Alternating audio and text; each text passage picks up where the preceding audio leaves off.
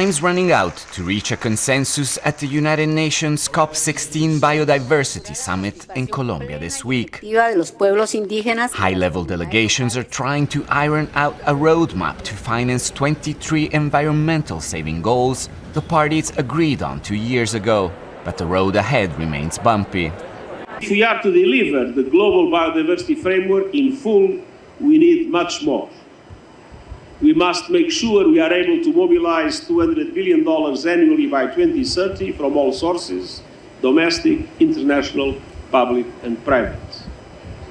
And developed countries must lead the way and provide at least $20 billion per year by next year to support developing countries. The clock is ticking. The survival of our planet's biodiversity and our own survival are on the line. Scientists say nature is disappearing at a terrifying rate. The world is losing 10 football fields of tropical forest per minute. Wildlife populations have shrunk by more than 70% over the last 50 years.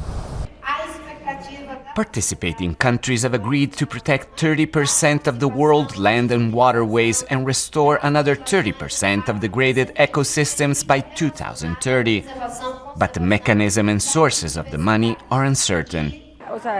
Yet some environmentalists say the glass is half full.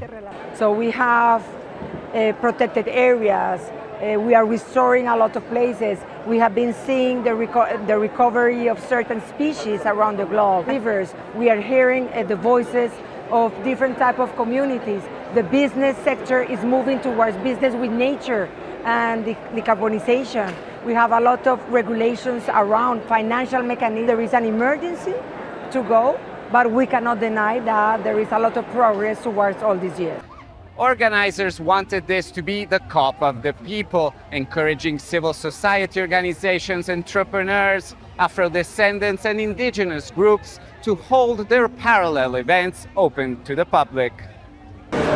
Yet for all the talk of inclusivity, indigenous communities held a silent protest on Wednesday, denouncing that plans to formally include them in the decision-making through a permanent subsidiary body were also stalled. We have seen an opening towards recognizing our role, but we regret that that offer is not complete or effective. It's time for countries to recognize the rights of the indigenous people and our role as guardians of biodiversity.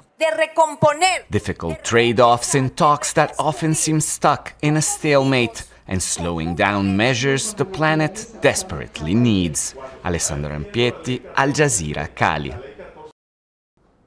Make sure to subscribe to our channel to get the latest news from Al Jazeera.